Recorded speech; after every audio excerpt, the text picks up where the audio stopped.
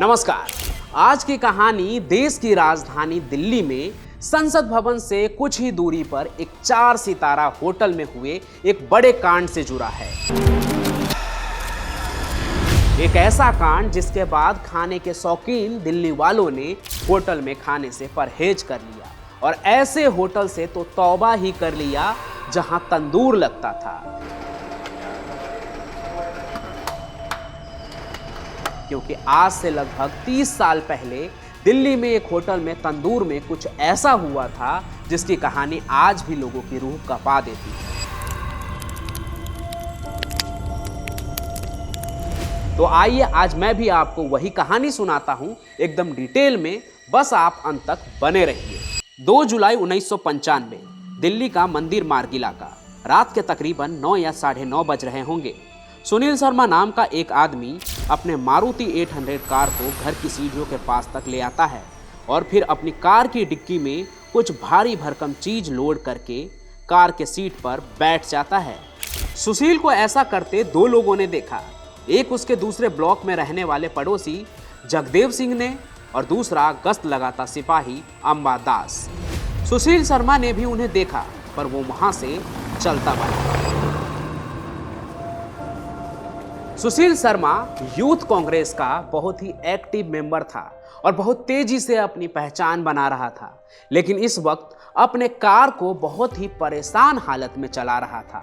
वो दिल्ली के Connaught palace पर अपनी कार को लगातार ऐसे घुमा रहा था जैसे उसे पता ही ना हो कि उसे जाना कहाँ है। लेकिन जल्द ही सुशील अपनी गाड़ी को ITO ब्रिज की ओर ले जाता है, वो ब्रिज जो दिल्ली के यमुना नदी को पार करने के लिए बना है। पर वहां भी वो पुल को पार करके कहीं जाता नहीं है, बल्कि कार को कभी इस पार तो कभी उस पार ले जा रहा था।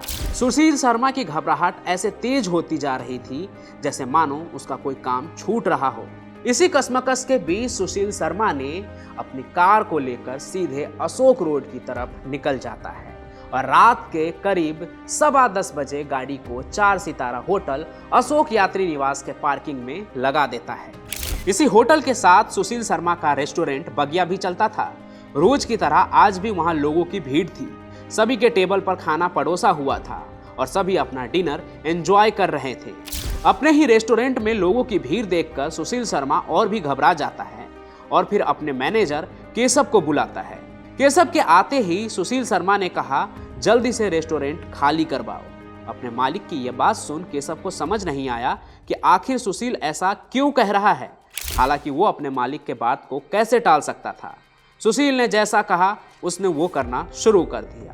केशव ने तुरंत ही खाना खत्म होने का बहाना देकर किसी भी कस्टमर का ऑर्डर लेना बंद कर दिया। देखते ही देखते रेस्टोरेंट से कस्टमर की भीड़ छंट गई और सिर्फ रेस्टोरेंट में स्टाफ बचे।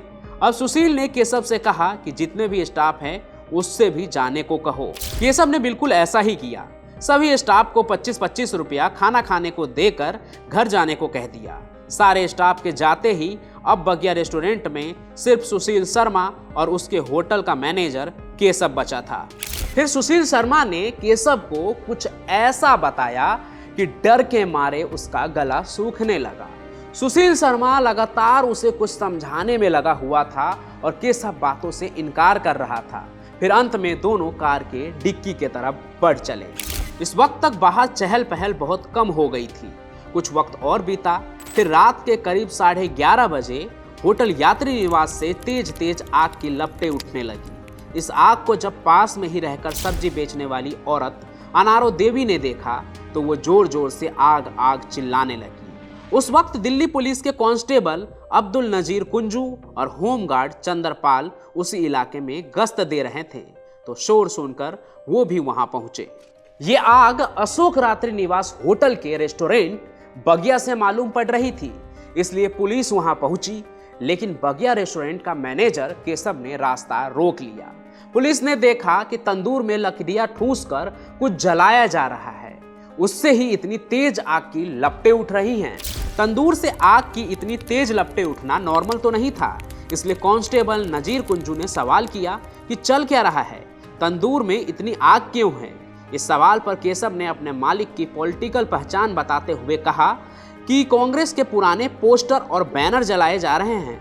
पुलिस को केशव की बात पर यकीन नहीं हो रहा था, क्योंकि ऐसा कुछ उन्हें नजर नहीं आ रहा था और वहां बदबू भी कुछ अजीब थी, जैसे मांस को बटर में भूना जा रहा हो। कांस्टेबल नजीर तंदूर के और भी करीब जाकर देखना चाह रहे थे, लेकिन केशव उन्हें आगे बढ़ने नहीं दे रहा था। तभी कांस्टेबल को कुछ ऐसा दिखा कि वो खुद भागते हुए बाहर चले आए। फिर होमगार्ड चंद्रपाल को वही होटल के बाहर तैनात कर दिया और खुद भागते हुए गाड़ी के पास गए। फिर वायरलेस उठाकर पुलिस स्टेशन में जानकारी दी कि यहाँ बगिया रेस्टोरेंट के तंदूर में किसी की लाश जलाई जा रही है। असल में कांस्टेबल कुंजू को वहां तंदूर में किसी औरत का पांव दिखा, जिसके बाद घबराकर उसने सीधे इसकी जानकारी थाने में दे दी।